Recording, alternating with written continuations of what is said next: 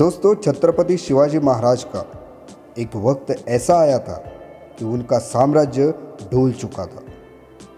वो साम्राज्य उन्हें दोबारा से खड़ा करना था, फिर से स्थापित करना था।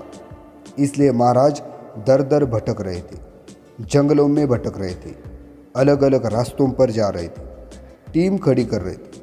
तो महाराज जी भटक गए और एक झोपड़ी के सामने पहुंच गए। उन्हें बड़ी जोर की भूख लगी थी। उन्होंने झोपड़ी का दरवाज़ा खटखटाया तो अंदर से वृद्ध महिला निकली।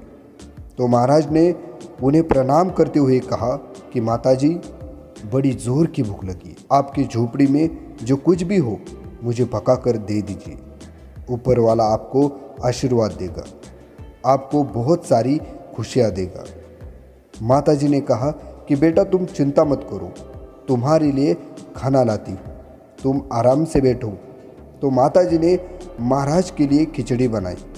पककर तैयार हुई शिवाजी महाराज के सामने खिचड़ी परोसी गई।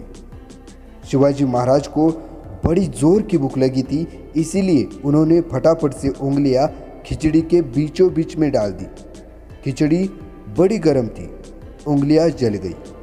महाराज जी उंगलियों पर फूंक मारने लगी। ये देखकर वो माताजी हंसने लगी और शिवाजी से कहने लगी कि बेटा, तुम बिल्कुल शिवाजी की तरह ना समझ। मतलब वो माताजी शिवाजी महाराज को नहीं जानती थी। तो महाराज को माताजी की बात सुन के बड़ा अजीब लगा। तो वो माताजी ने कहा कि तुम बिल्कुल दिखते भी शिवाजी की तरह हो। तो उन्होंने कहा कि ये तो अच्छी बात है कि मैं शिवाजी की तरह दिखता हूँ। माताजी ने कहा कि तुम शिवाजी की तरह ही ना समझ भी हो। वो जैसा हरकतें कर रहा है तुम भी वैसे कर रहे हो। तुमने खिचड़ी के बीचों बीच उंगलियां डाल दी।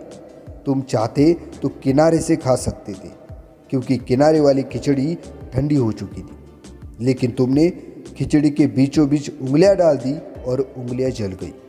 और ऐसे ही गलती शिवाजी महाराज कर रहे हैं। महाराज बड़े किलों को हासिल करना चाहते हैं और छोटे छोटे किले छोड़ते चले जा रहे हैं। छोटे छोटे किले पहले हासिल करना चाहिए, बड़े किले अपने आप उनके पास आ जाएंगे। यह बात जब उस माताजी ने बोली, वैसे ही शिवाजी महाराज को समझ में आया कि अब उन्हें क्या करना है।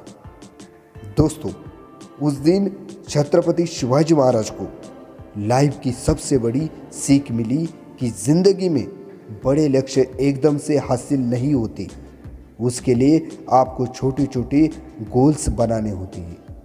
अगर दोस्तों आप भी लाइफ में कुछ अचीव करना चाहते हैं तो बड़ा टारगेट बनाने के बजाय छोटे छोटे गोल्स बनाइए।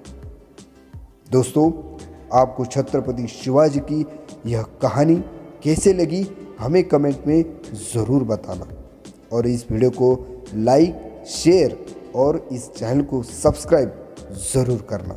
यह वीडियो देखने के लिए मनपूर्वक धन्यवाद।